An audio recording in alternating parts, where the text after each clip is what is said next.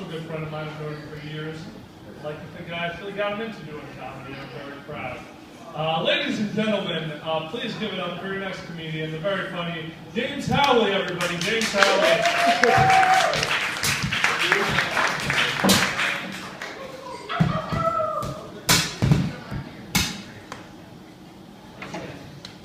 Getting very nervous when you left that mic here on that stand. Guys, I'm glad you're all here tonight. Thank you so much. Can you hear me? Yes? Yeah. Thank you all for coming out tonight. I'm really happy to be here. Thank you. And I hope when you guys got here, you were able to find some good parking. I know it can be difficult sometimes not being able to find a parking spot that's convenient for you. It's a problem for you guys, not so much for me. I'm usually able to find a spot that's pretty accessible and fits my needs. That's because I did handicap parking. Handicap parking is great. You know, I really enjoy it. It makes my life a lot easier. I get so mad when I see somebody else parking in a handicapped spot, even if they're handicapped, because I feel like that spot is my spot. No matter where I'm going, I feel like that spot's there because they knew I was coming. Like, have you guys ever seen the picture on the sign? It looks just like me. But not all people that have handicap parking really need handicap parking. Like, fat people get handicap parking. That's bullshit. If fat people insist on having handicap parking, they should have their own special spot at the end of the parking lot. That way their fat ass has to walk from the end of the parking lot to the front of the parking lot to wherever they're going. Eventually they'll lose weight, no longer need handicap parking, and they can have equal opportunity parking like the rest of us.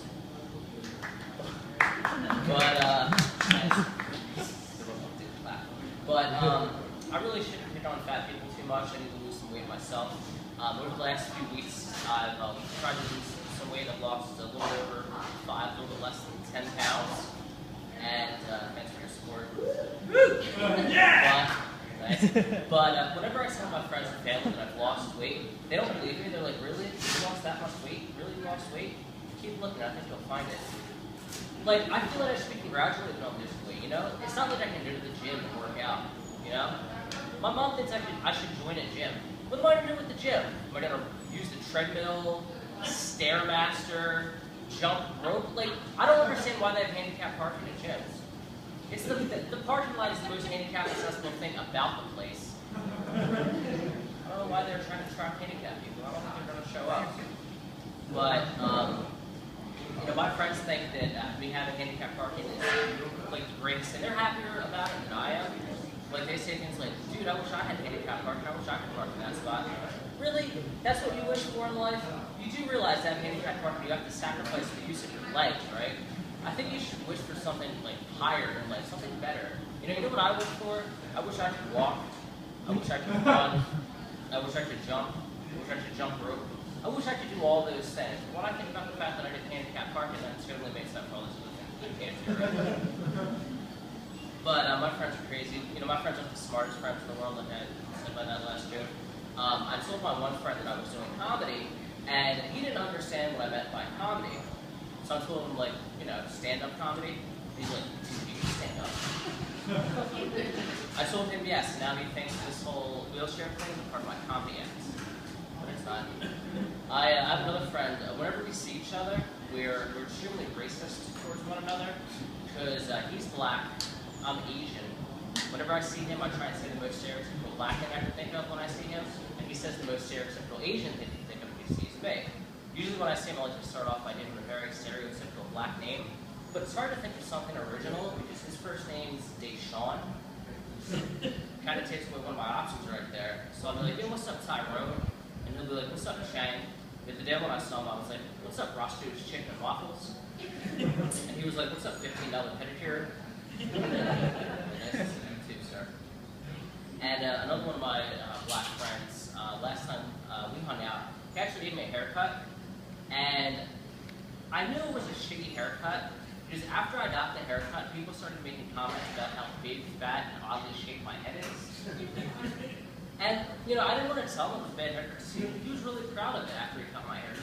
He looked at me and he's like, yo, dog, if anybody asks you to cut your hair, tell them you went to niggas. Tell them some niggas cut your hair. I'm like, I don't really think I want to say that. I don't really feel comfortable saying that word in front of other black people. Oddly enough, I feel completely comfortable saying it in front of all of you. But, not so much now. But, he's like, don't worry about it, man. You can say it. Nobody's going to say anything. You can say it. So the next day I go into work, and my boss walks in, and he's like, yo, what's up, my man James? Without even thinking, I go, yo, what's up, my nigga? He looks at me, he's like, what did you just say to me? I said, what's up, buddy? I was so confident that second time. He's like, nah, the only reason I said something is I thought I heard you put that R in that word, man. Remember, you say that R, you take it too far. I was like, for shizzle? No, please. But, you know, based on these last two jokes, I might come across as a racist. I'm not a racist. I have 2 black friends. And even though I'm not a racist, I think that my grandma might be a racist. I thought that she might be a racist when I had a phone conversation with her recently. And it started off normal, which is weird. We were just like,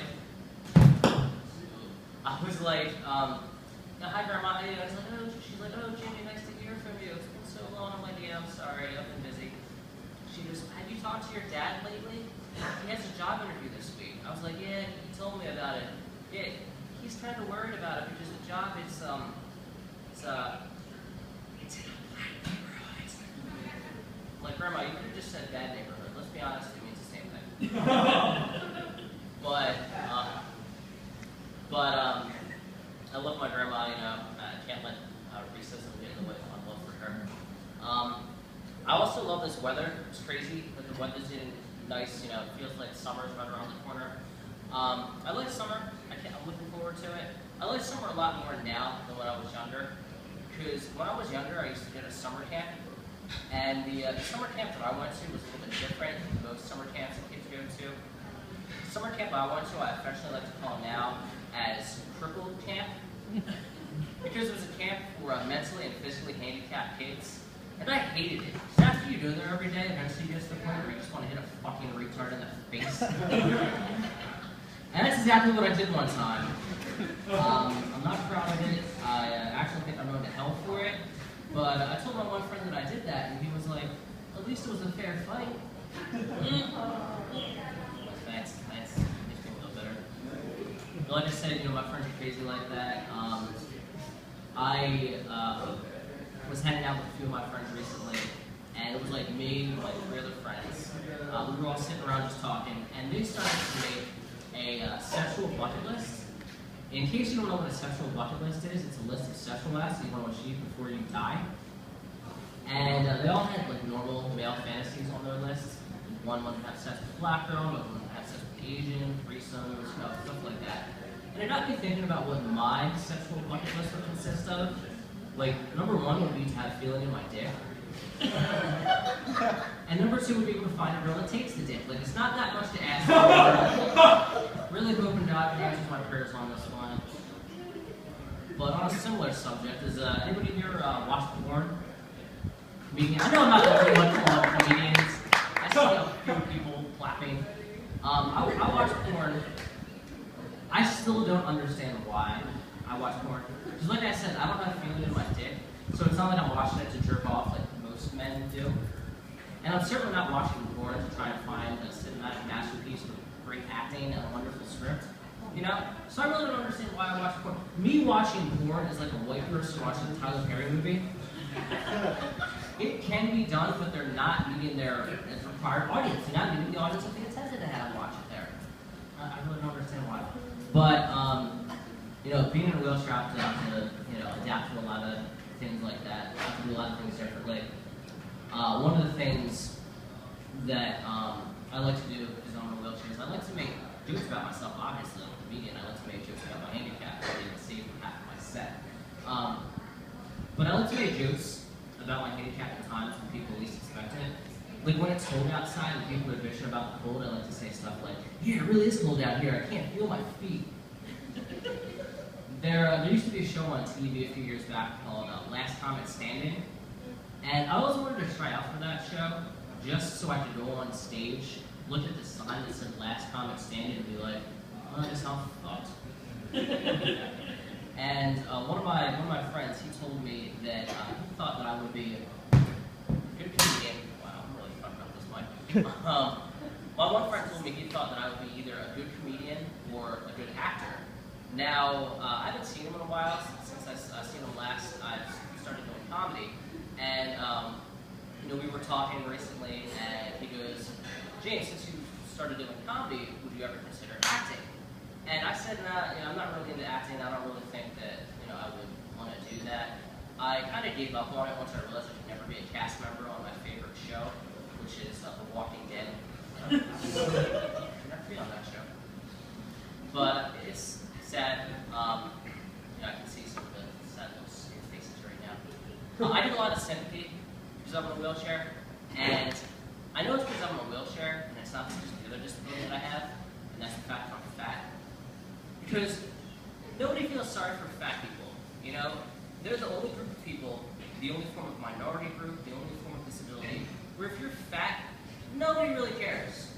There's never going to be a fat history month. There's never going to be fat people parking. There's never going to be a fat pride parade. If there's ever a parade for fat people, it will be the shortest parade ever because fat people will walk like 2 blocks, be tired, and be like, fuck this shit, I want to go home and eat a sandwich. Alright, thank you everybody.